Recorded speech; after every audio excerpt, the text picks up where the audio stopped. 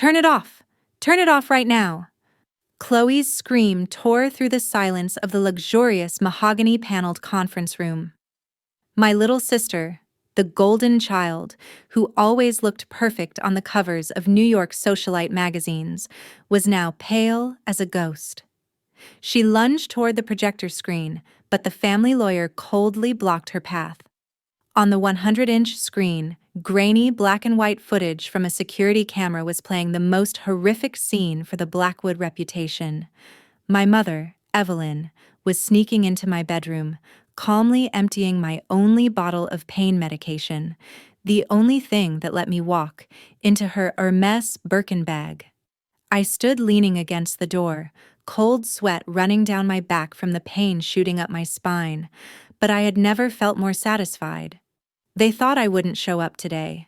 They thought weak little Victoria would be stuck in bed at home. "Don't anyone move," Grandpa Silas spoke up from his wheelchair. His voice was raspy but sharp as a razor. "Let it play. I want to see everything." But to understand why this family empire crumbled in just 1 hour, you need to know what actually happened last night. When I opened my medicine cabinet and realized, they didn't just hate me, they wanted to destroy me. To understand how a birth mother could coldly dump her own daughter's medicine into her purse, you need to understand the Blackwood family. Or rather, you need to understand the Blackwood brand.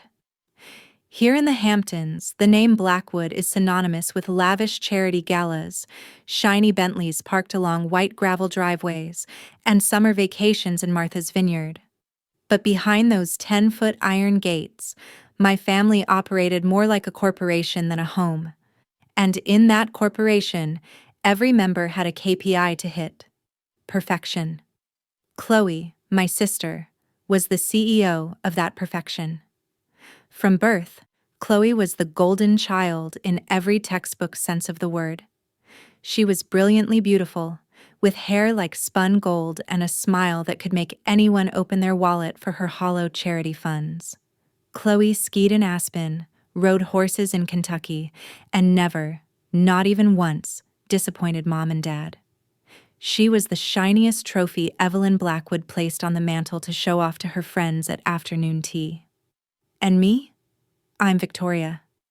And in their eyes, I was the defective product. Everything changed when I was 11. An accident in the basement, of which I only remember fragments of tearing pain and ambulance sirens, left me with chronic sciatica. It wasn't the kind of mild ache you get when the weather changes. It felt like someone was wrapping red-hot barbed wire around your spine, tightening it little by little every time you tried to take a step. But in Blackwood Manor, pain wasn't considered a medical condition. It was considered a nuisance, an aesthetic embarrassment. "You're starting again, Victoria," Mom would sigh, the sound like silk rubbing together, soft but full of disdain. She'd sip her expensive white wine, not even looking at her daughter clutching the edge of the dining table through a back spasm. "It's just a walk from the car to the restaurant. Don't ruin the mood for everyone with that limp." For 25 years, I lived with the label they slapped on my forehead: attention seeker. If I cried out in pain, I was jealous of Chloe's new achievement. If I asked to skip a family party because I couldn't sit for more than 30 minutes, I was trying to ruin the vibe. Gradually, I learned an important survival lesson. Silence is the best painkiller for the soul. I learned to bite my lip until it bled instead of moaning. I learned to inject painkillers in the restrooms of 5-star hotels, wipe the sweat off my forehead, and walk out with a fake smile like a porcelain doll. I graduated top of my class in interior design at Parsons and built my own studio without a penny from my parents. I wanted to prove that even if my body was flawed, my mind and talent were sharp. But at my graduation dinner, when I put my prestigious diploma on the table, my dad, Richard, just glanced at it and turned to Chloe. "Sweetheart, I heard you were just elected president of your sorority? Amazing. We have to pop some champagne to celebrate." My diploma lay cold among the leftover food, forgotten just like its owner. The only person who saw me really saw Victoria, not Chloe's crippled sister, was Grandpa Silas. He was the head of the family, the holder of the massive fortune everyone was drooling over, but he was different. He saw through the masks of makeup. On Sundays, when the whole family was busy playing the happy family for the press, he would call me into his study. That room, smelling of cigar smoke and old paper, was the only place I was allowed to take off my armor. "How's your back today, kid?" he would ask, his voice warm, his old eyes full of worry. No judgment, no sarcasm, just pure care. "I'm fine," I would lie out of habit. "Don't lie to me, Vic." He'd shake his head, sliding a thick envelope toward me. Inside wasn't money, but information on the best neurologists in the world he'd secretly found. "They don't understand you, but I do. Your resilience is worth more than all of Chloe's plastic trophies combined." He was the anchor keeping me in this life. He was the only reason I still showed up at those toxic family gatherings. But 2 years ago, that anchor began to slip. Grandpa was diagnosed with end-stage heart failure, and immediately, Chloe, who previously only visited him when she needed money for a new bag, suddenly became the devoted granddaughter. She moved into the main mansion, volunteering to care for him 24/7. At first, I thought she had changed. Maybe facing death makes people live more kindly. But I was wrong. Naively, stupidly wrong. Chloe didn't care for him. She ruled him. She became the gatekeeper. All my calls to his landline were blocked. "Grandpa is sleeping," Chloe would say, in a sugary voice. "He's very tired, Vic.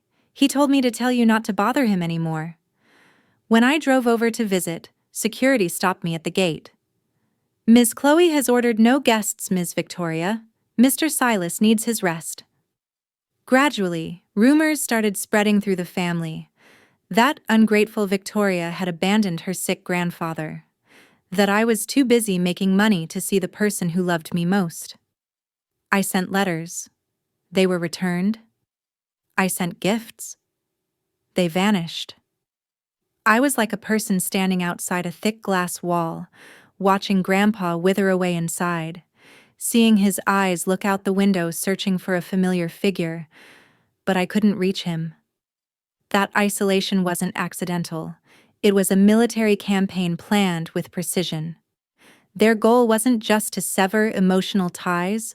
They wanted to ensure that when Grandpa died, the name Victoria Blackwood would carry zero weight in the will. And the climax of that campaign was the event last night. When the lawyer announced that Grandpa Silas wanted to see the whole family to reveal something important before he passed, a secret from 25 years ago, I saw panic in my mother's eyes. For the first time in years, Evelyn's icy mask cracked. She and Chloe whispered schemes in the corner of the living room, glancing at me like predators deciding the fate of their prey. They knew I needed medication to move. They knew, without high-dose gabapentin, the pain would keep me from crawling out of bed, let alone driving to the hospital and sitting up straight in the most important meeting of my life. So, they made their move. A cruel, cowardly, but extremely effective plan. That night, I dragged myself to my bedroom with an aching back after a 14-hour workday, just wanting relief in sleep. I opened my nightstand drawer. Empty. The familiar orange bottle was gone. Not a trace. The chill running down my spine wasn't from pain, but fear. My bedroom window was slightly ajar. The night wind blew in, carrying a faint scent. Not the smell of grass. It was the smell of Chanel No. 5. My mother's signature scent. In that moment, standing in the cold, empty room, I realized I wasn't their daughter anymore. I was the enemy. And this war had officially begun.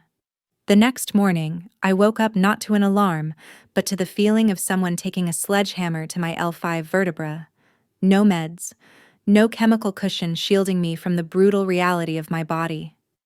It took 15 minutes just to roll out of bed, every movement a painful negotiation between my brain and my nerves. Cold sweat soaked my silk pajamas. I crawled to the kitchen, hands shaking as I brewed a cup of black coffee, hoping the caffeine would trick my body a little. My phone lit up. 2 texts. Chloe. Don't use your back pain as an excuse to skip the meeting today.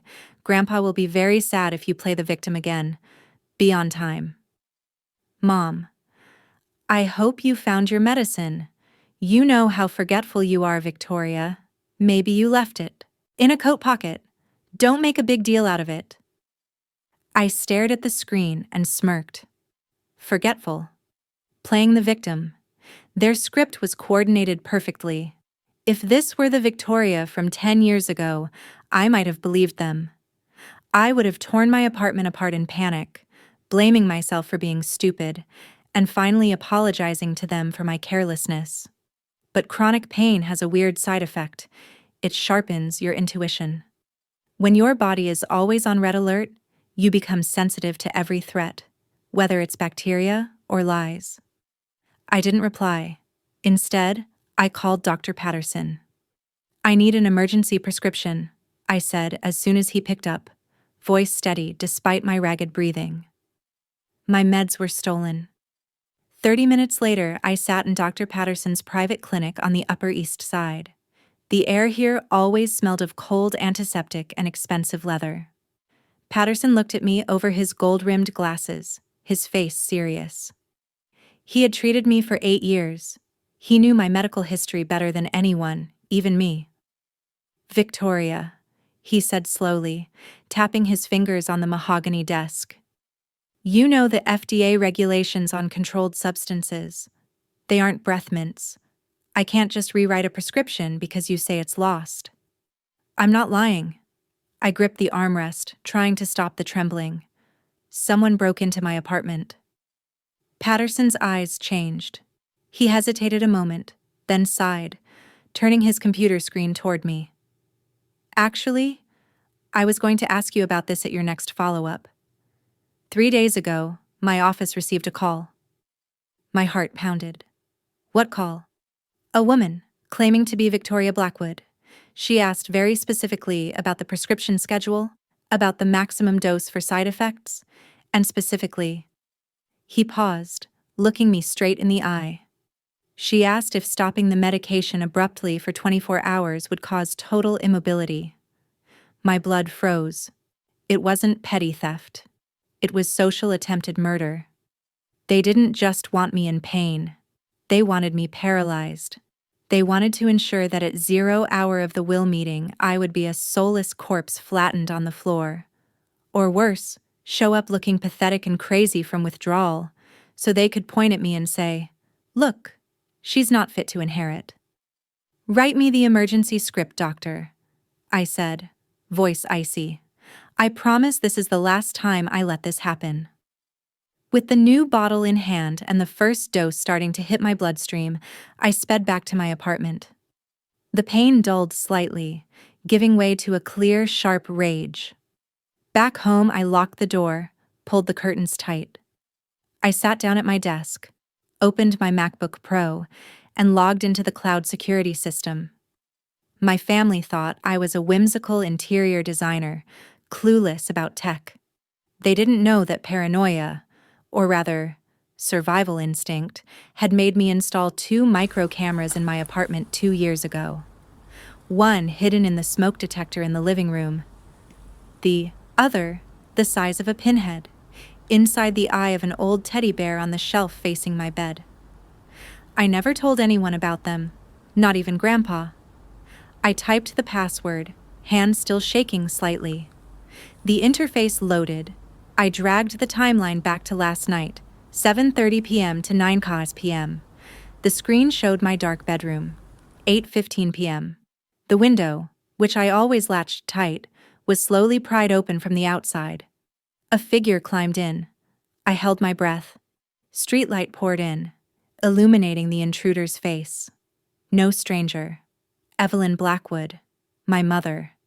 She was wearing a tight black dress, leather gloves to avoid fingerprints, a detail so professional it was chilling. She moved without hesitation, walking straight to my nightstand as if she had rehearsed this 100 times. She opened the drawer, took the bottle, dumped the pills into a Ziploc bag she brought, and put the empty bottle back. But what chilled me most wasn't the theft. It was what happened right after.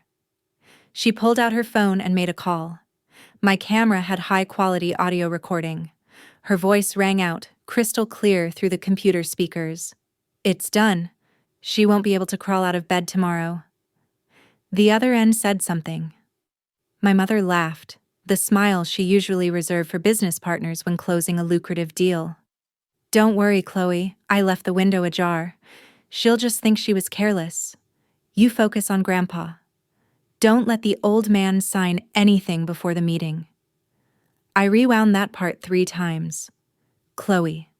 My sister was the mastermind. My mother was the enforcer. I sat stunned in the dark, the screen's light reflecting on my expressionless face. So it was clear. For 25 years, I thought their coldness was because I wasn't good enough. Turns out it wasn't. Their cruelty wasn't accidental. It was a system. A demonic alliance built on my sacrifice. I extracted the video, copying it to 3 different USB drives, one to my digital bank deposit box, one to my private lawyer, whose existence the family didn't know about, and the last one I dropped into my purse. I stood up and went to the bathroom. I looked at myself in the mirror. The weak Victoria, always craving affection, died last night along with the stolen pills. The person looking back at me was someone else. They wanted a show? Fine. I'll give them the performance of a lifetime. I'm going to that meeting. Not to beg for an inheritance, but to burn it all down. 2 p.m., Mount Sinai Hospital, VIP area for donors. I parked my Audi in the underground garage, turned off the engine, but sat in the dark for another 5 minutes. The pain from my L5 was still throbbing, like a beast growling and waiting for a moment of weakness to bite. But thanks to Dr. Patterson's emergency dose, I had caged it. At least for the next few hours. I looked in the rearview mirror. No longer the girl soaked in sweat from pain this morning. I had chosen a black, hand-tailored Saint Laurent suit and stiletto heels, something doctors always told me to avoid, but today, I needed them. Height brings power, and today I needed every bit of power I could borrow. I reapplied my deep red lipstick, cold and sharp. This wasn't a hospital visit outfit. This was battle armor. I walked into the hospital lobby, my heels clicking on the marble floor with a steely sound. Click, click, click. Every step was a challenge to those who wanted me to crawl. Meeting room 3 was at the end of the top floor hallway, with a panoramic view of Central Park. The oak door was closed, but I could imagine the scene inside. They were there, the vultures waiting for the carcass feast. I placed my hand on the cold doorknob. Inhale. Exhale. I pushed the door open. The vast room was flooded with natural light, but the atmosphere inside was thick with fake tension. At the head of the table, Grandpa Silas sat in his wheelchair, IV lines still attached to his hand. He looked frailer than ever, head slumped as if sleeping. Beside him was Lawyer Brennan, a 60-year-old man with a face carved from granite. And there, my family. My dad, Richard, sat huddled at the corner of the table, twisting his wedding ring, his habit whenever he felt guilty or scared. My mom, Evelyn, sat upright with the poise of a queen, holding a porcelain teacup, looking distantly out the window, probably dreaming of vacations in Monaco with inheritance money. And Chloe, my sister. She was standing by the coffee machine, laughing about something with the lawyer. When the door opened, her smile cut off mid-air like someone pulled the plug. Silence engulfed the room. A silence so heavy you could hear the air conditioner humming. 3 pairs of eyes locked onto me, 3 different expressions. But they all shared a common denominator: shock. My mom dropped her silver spoon onto the saucer. A sharp clink, ringing out. My dad's jaw dropped, but Chloe's reaction was the most priceless. Her big blue eyes went wide, sliding from my perfectly made-up face down to my high heels, then back up, searching for signs of pain, of the ruin she had worked so hard to orchestrate. But she found nothing. "Victoria," Chloe gasped, her voice cracking, uncontrollably high-pitched. What the hell are you doing here?" I walked into the room, closing the door behind me. "This is a family meeting, isn't it, Chloe?" I said, my voice so calm it surprised even me. "I am a member of this family. Or did you forget to send me an invite?" My mother, with the instinct of a master actress, quickly regained her composure. She stood up, flashing that familiar pitying smile, the one she used when talking to friends about her sickly daughter. "Oh, Victoria," she said, stepping toward me but freezing when she saw my cold stare. "Mom and Chloe thought you wouldn't make it. You didn't answer texts this morning. I was worried your back was acting up again. Are you sure you should be walking like this? You look so stressed."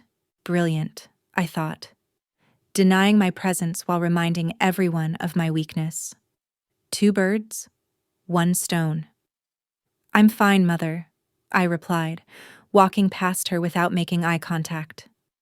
I pulled out the chair opposite Chloe and sat down. My posture was ramrod straight, perfect as a statue. "Actually, I've never felt better." Chloe swallowed hard. I could see the vein in her neck pulsing. Plan A had failed. She had expected an absent Victoria, or a Victoria moaning and crying in pain. My poised arrival was a variable outside her algorithm. "All right." Chloe forced a smile, sitting down opposite me. She tried to act superior, smoothing her golden hair. "Anyway, it's good you came. Saves us from being accused of hiding the asset division from you, but just so you know, Grandpa is very tired, so we're going to make this quick." She turned to Lawyer Brennan, jerking her chin in command. "Mr. Brennan, can we start? Read the will quickly so Grandpa can rest." Lawyer Brennan didn't look at Chloe. He slowly opened his leather briefcase on the table, took out a thick file and a projector remote. "Actually, Ms. Chloe," Brennan said, his voice deep and resonant, "today we are not here to read a will." Chloe frowned. What? What are you saying?" His lawyer sent the notice. "It was a notice regarding the announcement of the estate," Brennan interrupted, his sharp eyes scanning every face in the room. Richard, Evelyn, and finally stopping on Chloe. "But before dividing anything, Mr. Silas has a special request. He wants the family to watch a short film together." "Film?" my mother blurted out, sounding confused. "Is Silas delirious? This is a hospital, not a cinema." At that moment, Grandpa Silas, who had been sitting motionless like a statue, slowly lifted his head. His eyes, usually cloudy with illness, suddenly burned with a terrifying clarity. He looked straight at me, a look containing 1,000 apologies and a promise. Then he turned to look at his beloved granddaughter. "Not delirious, Evelyn," he whispered, voice weak but every word dropping like hot lead. "I have been asleep for too long. Now I want you all to open your eyes." Lawyer Brennan pressed the button on the remote. The screen behind Grandpa slowly lowered, blocking out the brilliant New York sun. The room darkened. Chloe started to fidget. She glanced at Mom, then at Dad. Something was wrong. Her villainous instinct was warning her. She started to stand up to object, but it was too late. The projector started up with a soft hum. A beam of blue light swept across the screen. I leaned back in my chair, interlacing my fingers on the cold mahogany table. I didn't look at the screen. I had watched that footage 100 times last night. Instead, I looked at them. I wanted to etch this moment into my brain. The moment right before their perfect fake world shattered into tiny pieces. The screen displayed the date and time. Yesterday. 8:15 p.m. and the movie began. the blue light from the projector cast onto the faces of my dearest relatives, turning them into distorted, pale wax figures. The room was so silent that the projector's cooling fan sounded like a jet engine. On screen, the timestamp jumped second by second. 20:15:30.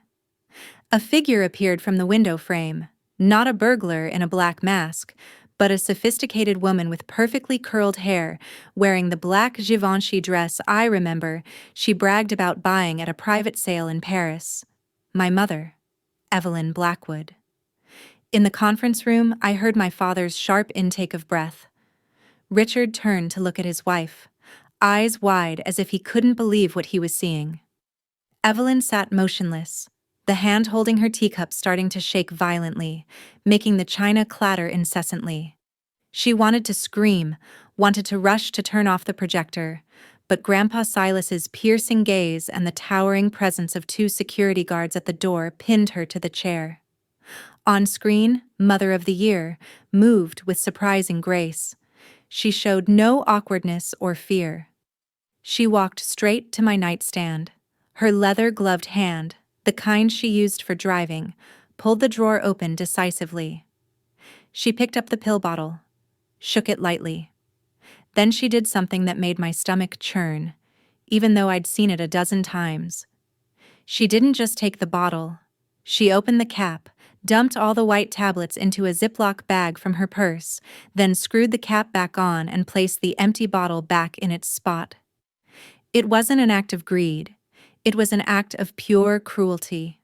She wanted me to find the bottle, wanted me to have a glimmer of hope, then snuff it out instantly when I realized it was empty. She wanted me to panic. That's not real?" My mother finally managed to gasp, her voice cracking, sounding shrill like chalk on a blackboard. She pointed at the screen, face flushed with anger and shame. "That's a fake video. AI can do anything nowadays. Victoria, how dare you use deepfake to smear your own mother?" "Silence!" Grandpa Silas roared. It was the first time I'd heard him raise his voice in 10 years. The roar of an old lion was still enough to shake the room. My mother shut her mouth, lips trembling. On screen, Evelyn pulled out her phone. And this is where the audio deployed its destructive power. The conference room's surround sound system amplified her whisper until it was crystal clear, echoing like a judgment from hell. "Hello? I'm in." Her voice in the video rang out, carrying a sick excitement. The whole room held its breath, waiting for the voice on the other end. Chloe, sitting opposite me, suddenly went rigid. She knew what was coming. She tried to stand up, but her legs seemed paralyzed by fear.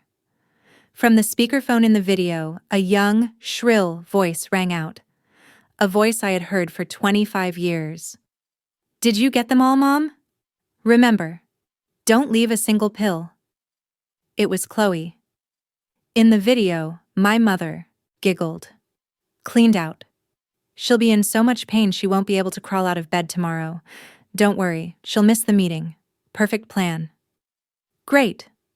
Chloe's voice sounded cold and calculating.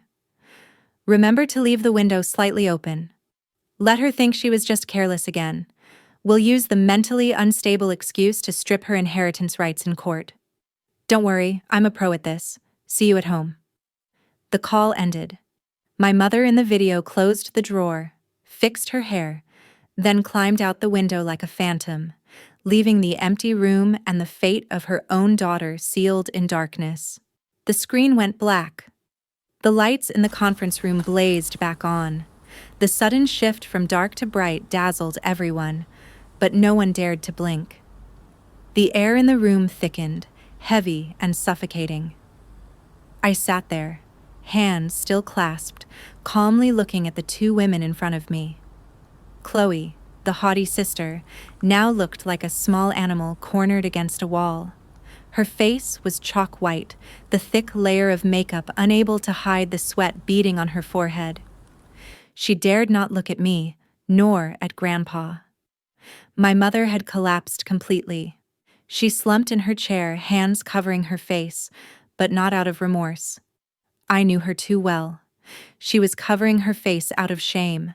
She was ashamed of getting caught, ashamed that her image as the perfect lady was stripped naked in front of the lawyer and my father. AI, huh? I spoke up, breaking the deadly silence. My voice was soft but carried a stinging mockery. Mom, AI technology can fake a voice, but I don't think it can fake the scratch on the buckle of your Hermes Birkin, the scratch you made hitting the car door last week. My mother lowered her hands, revealing eyes darting wildly. You trapped me. You knew I was coming. No, I retorted instantly. I didn't know you were coming. I installed cameras because I was afraid of burglars. I never thought the burglar I needed to guard against was the woman who gave birth to me. I turned to Chloe. And you, dearest sister, mentally unstable? Strip inheritance rights? Is that how you treat me? You wanted me permanently paralyzed for a few $1,000,000? Chloe stammered, trying to find an excuse. She turned to Grandpa, eyes welling up with tears, her ultimate weapon. Grandpa, it's not what you think. I just wanted what's best for her. Those meds are harmful. I wanted her to detox. Shut your mouth! Grandpa Silas slammed his hand on the table. Do not insult my intelligence one more time. He turned to Lawyer Brennan. Did you record all of that? Fully recorded, sir. Brennan nodded, face solemn. Theft of a Schedule II controlled substance, burglary, and conspiracy to cause bodily harm. With this video evidence, the NYPD will be very interested. The word police dropped onto the table like a bomb. My mother burst into loud sobs. My father, the weak man who hid behind his wife's skirt his whole life, now stood up, face beet red. He looked at his wife, then at his darling daughter Chloe, eyes full of disgust and shock. Evelyn, my dad said, voice shaking. What have you done? You told me you were going to the spa. You went to steal your own daughter's medicine? Who did I do it for? My mother screamed, suddenly fighting back. I did it for this family. Where do you think the money comes from for your golf games? Where does the money come from to maintain this house? If Victoria gets a share, where will she take the money? She'll give it to some stupid charity, while Chloe needs capital to expand her company. That brazen confession made me laugh, a dry, bitter laugh. So you admit it, I said. Thank you, Mother. Lawyer Brennan, you heard that clearly? Brennan nodded coldly, but Grandpa Silas raised his hand, signaling a pause. The video was just the appetizer, he said, voice lowering, carrying a terrifying weight. You think your sins only started last night?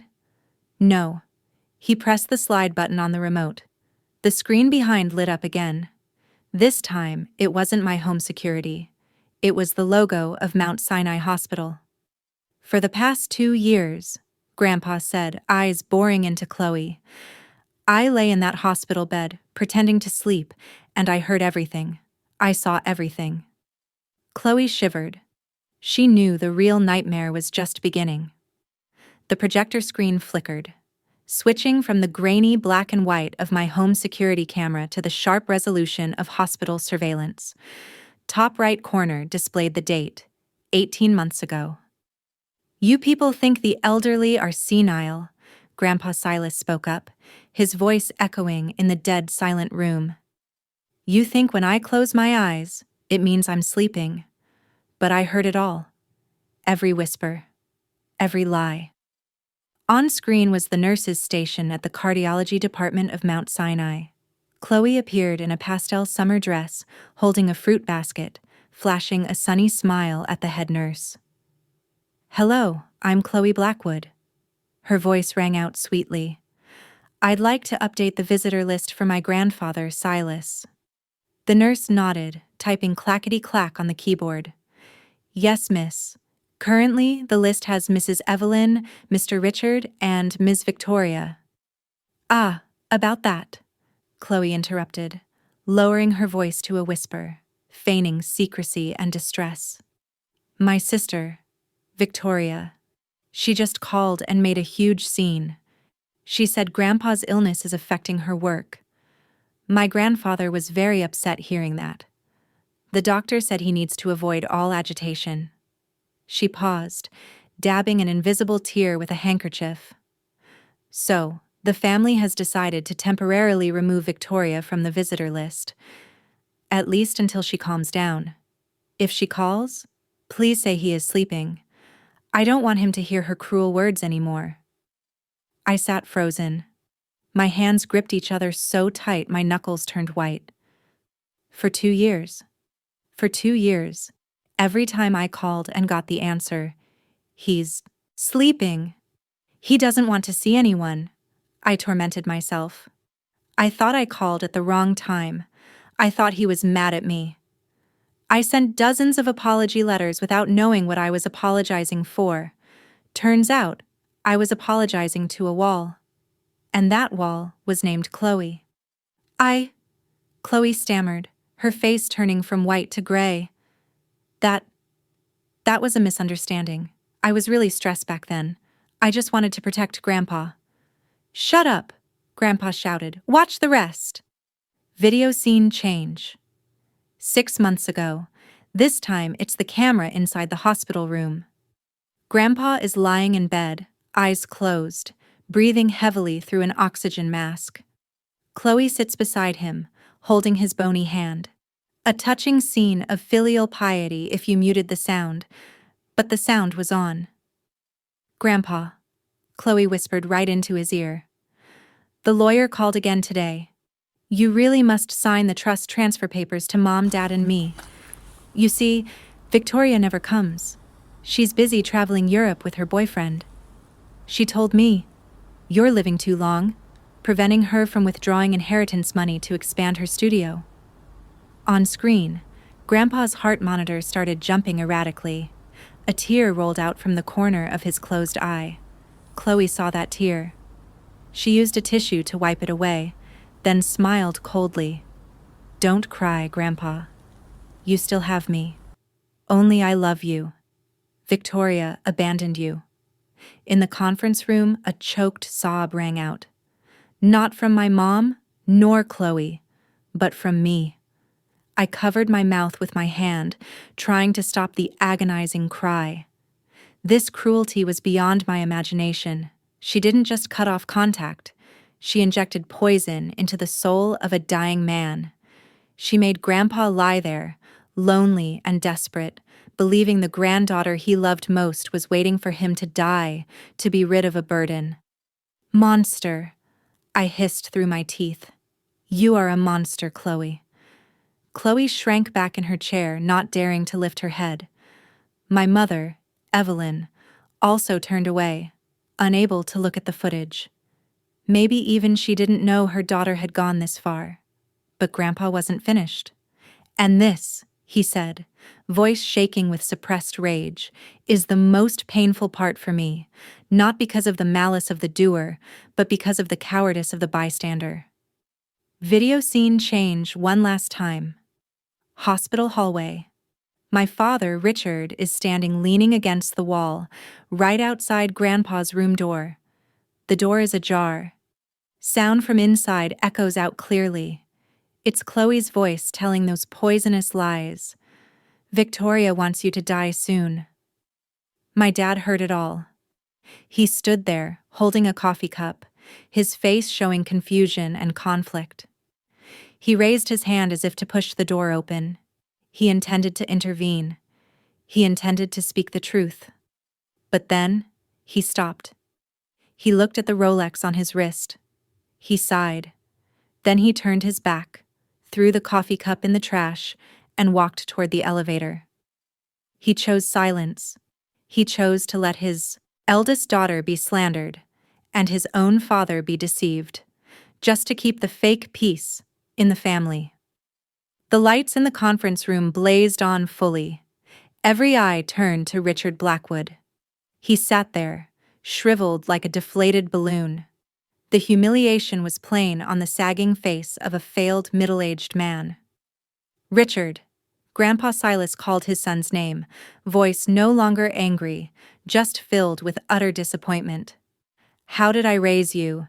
Silence in the face of evil is complicity with evil. You stood there. You heard Chloe pouring poison into my ears. And you walked away. Dad, My dad stammered, sweating profusely. I thought it was just childish stuff. I didn't want to make a scene. I wanted family harmony. Harmony!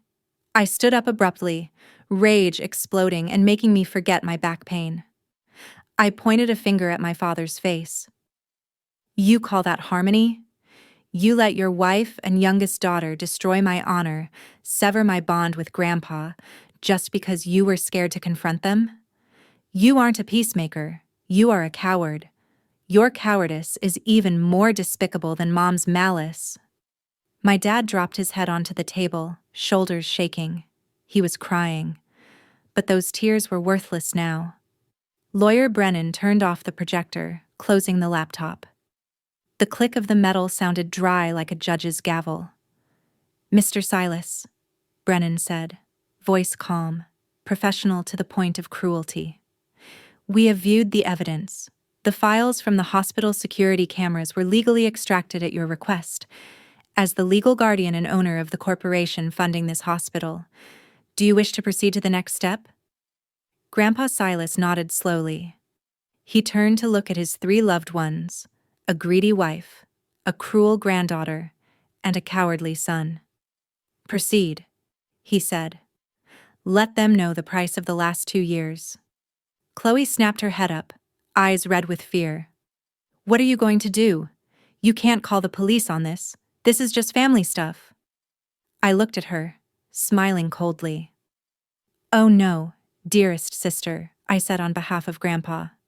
Stealing medication is criminal, falsifying medical records is criminal, and manipulating a vulnerable elder abuse, to seize assets. Trust me, a judge will hate that. And that was just the beginning of their nightmare. So what? Chloe screamed, slamming her palms onto the polished wooden table, making everyone jump. The sweet facade was gone completely. Before me now was a wounded animal baring its fangs to defend its last territory. So what? She yelled, tears streaming down, smearing her expensive mascara into ugly black streaks on her beautiful face. Are you going to send me to jail? Just because I wanted to protect this family? She pointed straight at my face, finger trembling violently. She has always been a burden. Since she was 11, it's always been Victoria in pain. Victoria needs surgery. Victoria needs attention. I did it to free everyone, so Grandpa wouldn't have to see her pathetic state anymore. Why? A gentle question rang out, cutting through Chloe's frantic screaming. It was Grandpa Silas. He wasn't looking at her. He was staring into empty space, as if seeing a ghost from the past. Why has she been in pain since she was 11, Chloe? He asked, voice low and cold like wind whistling through a winter window. Why did a healthy child, captain of the school swim team, suddenly become a cripple in one afternoon? The room went dead silent. My mother, Evelyn, went white as a sheet. She brought a hand to her mouth, as if to stop a scream threatening to escape. My father hung his head, shoulders collapsing under the weight of an invisible sin. And Chloe. She stopped crying instantly. Her eyes went wide, pupils contracting. She knew what he was talking about. It was an accident, my mother whispered, voice weak as a mosquito. She fell down the stairs. We talked about this. It was not an accident, Grandpa roared, the sound echoing off the 4 walls. He turned to me. For the first time that day, I saw tears rolling down his wrinkled cheeks. Victoria, he said, voice breaking with pain. I'm sorry. I was a coward. I knew the truth from day one, but I stayed silent. I thought I was protecting the Blackwood line, but actually, I was raising a monster. He signaled Lawyer Brennan. The lawyer pulled an old, yellowed file from his briefcase. The cover was stamped, St. Jude Hospital, 1990 Dantinak. November 14th, 1999. Lawyer Brennan read aloud, voice steady but brutal. Victoria Blackwood, age 11, admitted with multiple spinal injuries, fractures to L4-L5 vertebrae, severe spinal cord compression. Cause stated by family, fell downstairs while playing hide-and-seek. He paused, flipping to the next page. However, this is the original medical report secretly kept by Mr. Silas, unaltered by family influence. The attending physician noted, bruises on the victim's back are shaped like two small hands, force applied strongly from behind. Angle of the fall suggests the victim was pushed. Did not slip. I sat frozen. A cold sensation ran down my spine, but this time not from illness. Memories flooded back like a torrent. Darkness. The smell of mold in the old suburban house basement. Footsteps behind me. And the feeling of someone putting hands on my back. I turned to look at Chloe. She was shaking, teeth chattering. "I was only 9!" Chloe screamed, voice shrill with defensiveness. "I didn't mean to. I just hated how she always won. She was smarter, swam faster. Mom and Dad always praised her. I just wanted to push her down a bit. I didn't know she would fall all the way to the bottom." I stared at my sister. 25 years of pain. 25 years of surgeries, injections, sleepless nights screaming to the heavens. All just because of childish jealousy? But the most horrible part was yet to come. "Yes, you were a 9-year-old child," Grandpa said, voice hardening. "Children make mistakes, but adults are the ones who turn mistakes into crimes." He turned to my parents. His eyes held no affection anymore, only disgust. "Richard, Evelyn, tell your daughter why the ambulance arrived 45 minutes late." I snapped my head toward my parents. "Late? 45 minutes," Grandpa repeated, every word nailing into my heart. "When I arrived, Victoria was lying unconscious at the foot of the stairs, but your parents didn't call 911 immediately. They were busy." "Busy doing what?" I asked, voice trembling. "They were busy discussing what to tell the police," Grandpa answered for them. "They were afraid if the truth came out, Chloe would be sent to juvenile detention. They feared the scandal, feared high society judging the family for having a psychotic child. So, they spent those precious 45 minutes, 45 golden minutes that could have saved your nervous system, teaching Chloe how to lie, wiping fingerprints, staging the scene." "No," I gasped, nausea rising in my throat. My mother burst into sobs, dropping her head on the table. "I'm sorry. I couldn't lose both children. I thought you only broke a leg. I didn't know." "You didn't know?" I stood up, screaming in her face. "You let me lie there, spine crushed, while you taught your youngest daughter how to act? You chose her. From that moment, you chose her and threw me away." Lawyer Brennan pushed up his glasses, adding a final psychological blow. "According to the psychological analysis Mr. Silas commissioned," Brennan said, "the way the family has treated Ms. Victoria for the past 25 years is a defense mechanism called devaluation of the victim." He looked straight into my eyes. "Ms. Victoria, they don't hate you because you are sick. They need you to be useless, a leech, a drama queen. Because if you were a wonderful, smart, and talented person, their sin would be too great to bear. To live with a clear conscience after sacrificing the older child to save the younger, they forced themselves to believe Victoria wouldn't have amounted to anything anyway. The sacrifice was worth it." Every word from the lawyer felt like a scalpel tearing open my mind, but at the same time, liberating me. Every cold shoulder, every insult, every look of disdain. Not because I wasn't good enough, but because they needed me to be terrible so they could feel less guilty. I looked around the room, looked at the people I had called family for 36 years. My father, the coward who stood watching his wife stage a fake scene. My mother, the woman who valued reputation over her daughter's spine. And Chloe, the sister who pushed me into hell and then spent her life ensuring I never climbed out. I no longer felt pain. The anger vanished too. Instead, there was an emptiness, but the clean emptiness of a wound that has had the rot cut out. I understand, I said, voice strangely calm. I sat down, adjusting my blazer. Thank you, Mr. Brennan. Thank you. Grandpa. Now I know my true value in this house. I looked straight into Chloe's eyes, who was shaking like a leaf. And now? I smiled, a smile that didn't reach my eyes. Let's talk about the price you all have to pay for the insurance policy named Victoria Blackwood for the last 25 years. Lawyer Brennan said nothing. He simply pushed his glasses up, then pulled 3 red files from his worn leather briefcase. Red for alarm. Red for blood. He slid each file in front of Mom, Dad, and Chloe. The sound of paper sliding on the wooden table sounded like a knife sharpening against a stone. Before we talk about inheritance, Brennan began, his voice dry as the rustle of receipts, we need to talk about criminal and civil liability. Chloe stared at the file in front of her like it was a ticking bomb. Her hand trembled as she turned the first page. Ms. Chloe Blackwood, Brennan read aloud without looking at the paper.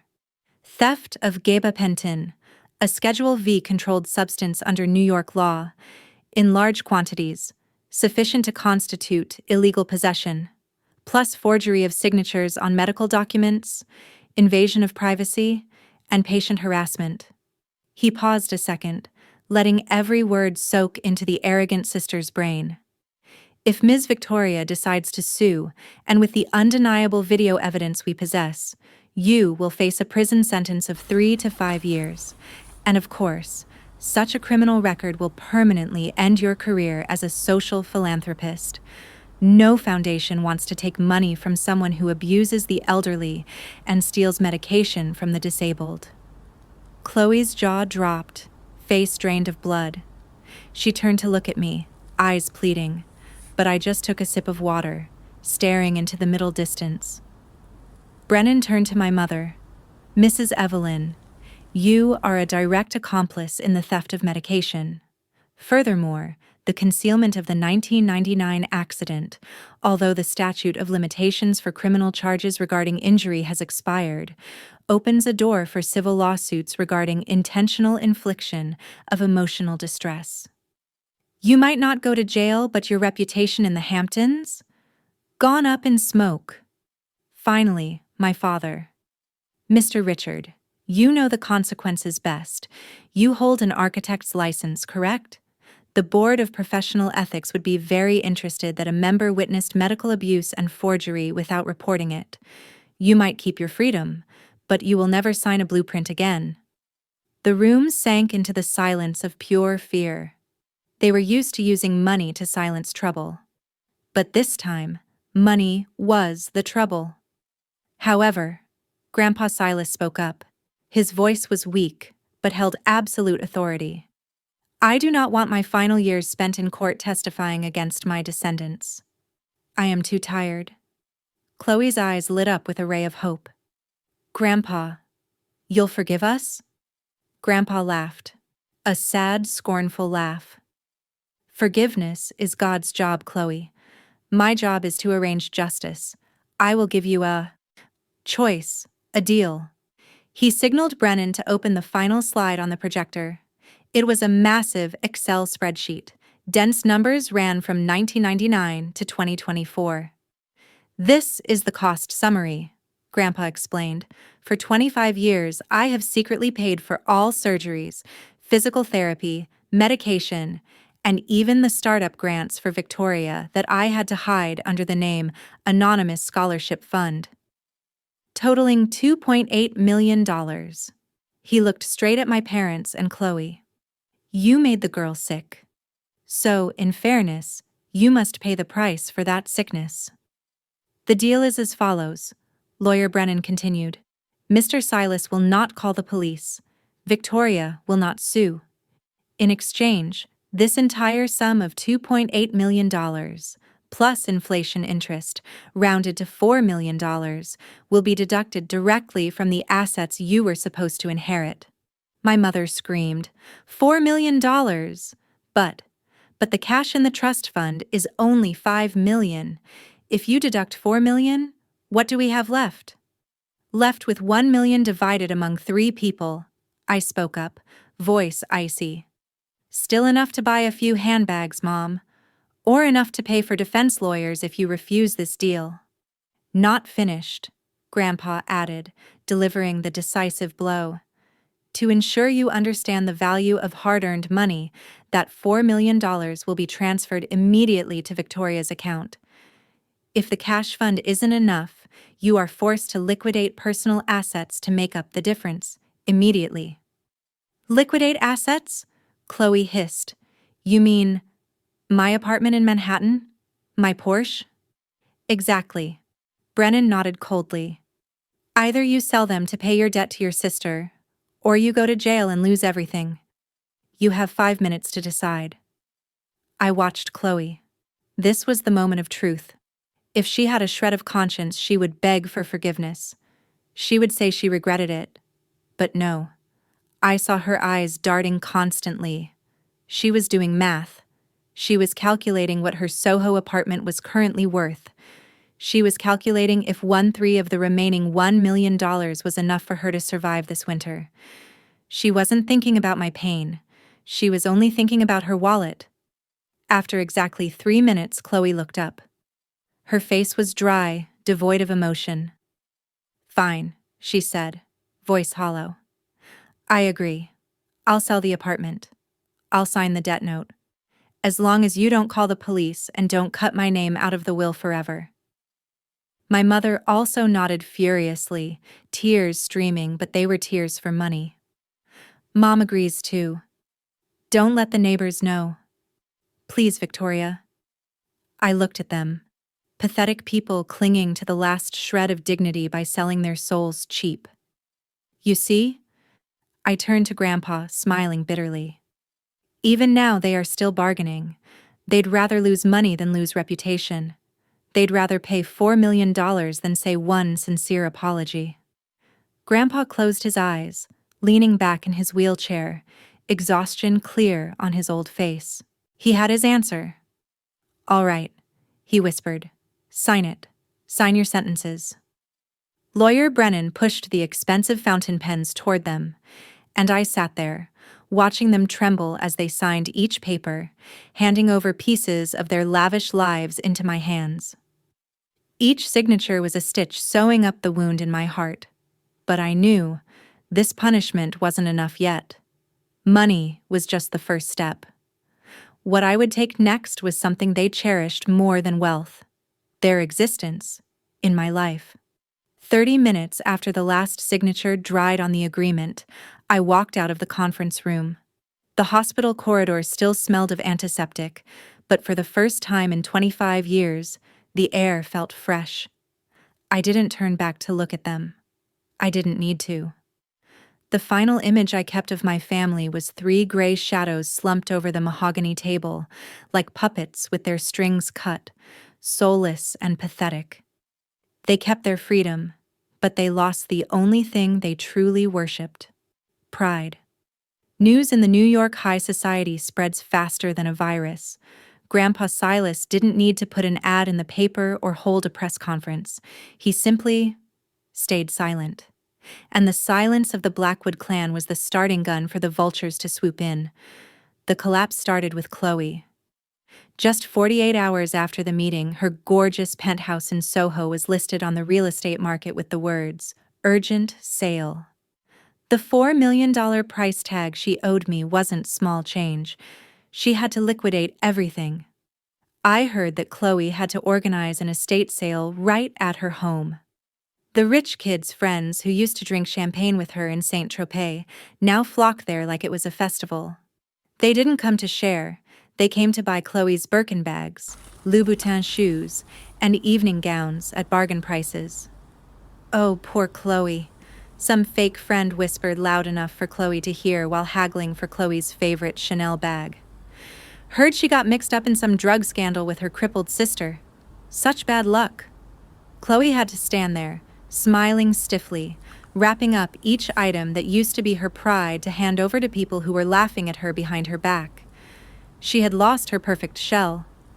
Now, in the eyes of high society, she was no longer the bright heir. She was a failure. Someone drowning in debt. Next was my mother, Evelyn. The punishment for her was far crueler than losing money. It was isolation. A week after the hospital event, Evelyn appeared at the annual fundraiser for the Hamptons Yacht Club. She still dressed beautifully, held her head high, trying to act like nothing happened. She walked to the table of the most powerful ladies, the clique she spent 30 years trying to break into. But when she pulled out a chair to sit, the conversation suddenly died. The club president, who used to praise my mother's taste endlessly, slowly put down her wine glass. She looked at my mother with eyes like she was looking at a cockroach, crawling on an expensive salad. "Evelyn," she said, voice cold, "I heard Richard just had his license suspended by the Architects Board for ethical issues, and, there are unsavory rumors about how you treat your eldest daughter?" "It's just a misunderstanding." My mother tried to smile, but it twisted. "Every family has its squabbles. Here we value family values very highly, Evelyn," the president interrupted. "Perhaps you shouldn't be on the organizing committee this year. We don't want scandals affecting the foundation's image." One by one, they stood up and left the table, leaving my mother sitting alone in the magnificent banquet hall. She sat there, the wine glass in her hand shaking, red wine spilling onto the pristine white tablecloth. She realized the door to high society had slammed shut in her face forever. She had become persona non grata, unwelcome. And my father, Richard? He chose to disappear. After submitting his resignation from the architectural firm Grandpa founded to avoid public firing, my dad retreated to a small wooden cabin upstate. He didn't dare face neighbors, didn't dare answer the phone. He became a living ghost, haunted by his own cowardice. A 40-year career built up collapsed just because of 1 minute of cowardly silence in a hospital hallway. As for me, the $4 million hit my account on a rainy Monday morning. I looked at the long string of numbers on my phone screen. It didn't bring me the joy of winning the lottery. It brought me the feeling of cold justice. I used that money to do 3 things. First, I paid off the mortgage for my design studio. I wanted to ensure that no matter what happened, I would never depend on anyone again. Second, I hired a team of the best lawyers to rewrite my will. If I die, all assets will go to foundations supporting children of domestic abuse, not a penny falling into Blackwood hands. And third, I bought back Grandpa's old mansion. Grandpa Silas decided not to return to that mansion. He wanted to spend his final days in hospice care, where he felt more at peace than in a house full of lying memories. He sold the house to me for a symbolic price of $1. I moved in on an autumn afternoon. Standing in the vast empty living room, where lavish parties used to happen while I sat at the kids' table or hid in my room, I felt a strange shift. The ghosts of the past, Chloe's mocking laughter, Mom's disdainful looks, Dad's indifference, seemed to have vanished. This house now belonged to me. I would repaint the walls. I would replace all the furniture. I would turn this place into my own fortress. But I knew the story wasn't over. There was still one final chapter. One last goodbye I had to face. Grandpa Silas was getting weaker by the day. Revenge was complete. Justice served. But the cost was his time running out, drained by the strength he spent protecting me. I drove to the hospital every day, not for meetings or fights, but just to sit beside the only man who loved me unconditionally. And in those final moments, he gave me the last gift. Not money, not houses, but a final truth hidden in the basement of the old house, where all the pain began. 3 days after transferring the old mansion to me, Grandpa Silas fell into a deep coma. I stayed by his bedside 24/7. The night shift nurses got used to the image of the woman in a black suit, sitting quietly holding the old man's bony hand, eyes determined but sad. No mom, no dad, and definitely no Chloe. They sent flowers, expensive, soulless white lilies, but no one dared show their face. Shame and the fear of facing me kept them in the temporary rental apartments they had just moved into. At 3 a.m. on the fourth day, Grandpa woke up one last time. It was the terminal lucidity the doctor had warned about. He opened his eyes, his cloudy blue irises suddenly becoming strangely clear. He looked at me, smiled weakly, and squeezed my hand. "Victoria," he whispered, breath heavy like dry leaves rustling. "Don't forget, the basement. Box number 14. Those were his last words. 15 minutes later, the heart monitor let out a long monotone sound, signaling the departure of the greatest man in the Blackwood line. He left peacefully, leaving no debt, only love and justice fully served. His funeral was solemn but cold. My family appeared, huddled in a corner of the cemetery. Chloe wore oversized sunglasses hiding swollen eyes, not from crying for him, but crying for her own fate. When the coffin was lowered, I saw my dad start to step up to throw the first handful of dirt as per ritual, but Lawyer Brennan's glare stopped him cold. He stepped back, yielding that spot to me. I was the funeral host, I was the heir, and I was the only one truly grieving. A week after the funeral, when the final legal procedures were done, I drove back to the old mansion, now officially my home. It was pouring rain. Lightning slashed across the Hamptons' night sky, illuminating ancient trees bending in the storm. I walked into the house, didn't turn on the lights. The flashes of lightning were enough to guide me to the oak door leading to the basement. 25 years. It had been 25 years since the day I was pushed down these stairs. I stood at the top, looking down into the deep darkness below. The smell of mold, of old dust hit my nose, triggering a primal fear in my brain. My legs trembled. My sciatica seemed to throb in a conditioned reflex. But I wasn't the weak 11-year-old girl anymore. I took a deep breath, turned on my phone flashlight, and stepped down. 1 step, 2 steps. The wooden stairs creaked under my feet like groans of the past. 12 steps. I touched the cold concrete floor. The basement was exactly as I remembered. Old cardboard boxes stacked up, a rusty tricycle, and the corner where I lay motionless for 45 minutes, waiting for the ambulance. I walked to the wooden shelf in the corner, finding the box marked 14 in Grandpa's shaky handwriting. It was an old metal box, the kind used for ammo in the war.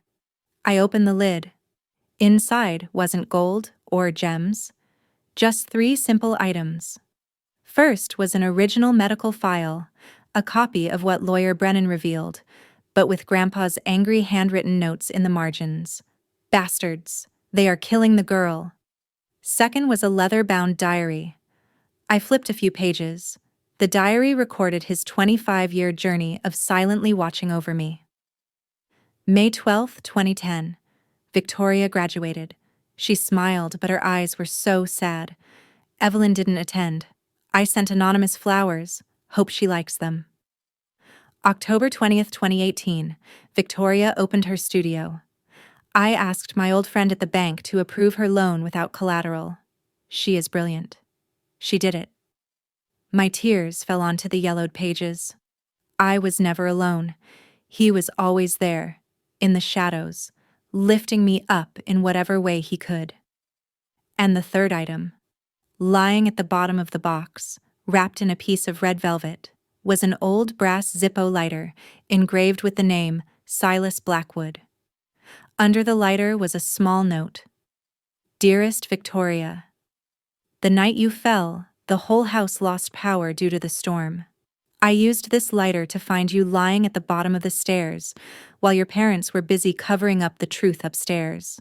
This flame is small, but it helped me shine a light on the truth. It helped me find you when you needed me most. Now, I pass it to you. Not to burn the past, but to light your future. Never let anyone extinguish the fire inside you again. You were never the abandoned child. You were the chosen one. Love, Grandpa. I picked up the lighter. The cold brass slowly warmed in my palm. I flicked the wheel. Click. A yellow-orange flame flared up, dancing in the darkness of the damp basement. The fire reflected in my eyes, drying my tears. In that flickering light, I saw the ghost of the 11-year-old Victoria curled up in the corner. I saw her smile at me, then dissolve into nothingness. I snapped the lighter shut. Clack. I walked up the stairs, leaving the basement. This time, my steps were light. The back pain seemed to have vanished completely. 1 month later, I stood in front of the large living room window, looking out at the newly renovated garden. The thorny rose bushes Mom used to grow were torn out, replaced by beds of brilliant sunflowers reaching for the sun. My phone buzzed. An email from the lawyer. Ms. Victoria, the liquidation of Ms. Chloe's assets is complete. She has moved into a studio apartment in Queens and is applying for a sales job at a cosmetics store. Mrs. Evelyn and Mr. Richard have separated. She is undergoing treatment for depression. I skimmed it, then hit delete. I didn't care anymore. They were the past. An expensive past that I had paid off in full. I turned back to my desk. On it, next to the blueprints for a child protection center I was funding, lay the brass Zippo lighter. The morning sun hit it, making it flash with a proud light. They thought they could bury me in darkness. They were wrong. They didn't know that I was a seed. And thanks to Grandpa, that seed found the light to grow into a giant tree, roots deep in the earth that no storm could topple. I am Victoria Blackwood. And this is not a story of revenge. This is a story of rebirth. If you are listening to this story and feel trapped in the darkness of your own family, remember this. Don't wait for someone to save you. Find your own lighter, light it up, and let that flame burn away the chains binding you. Thank you for listening. Please subscribe and share this story if you believe justice always finds a way to the light. Goodbye.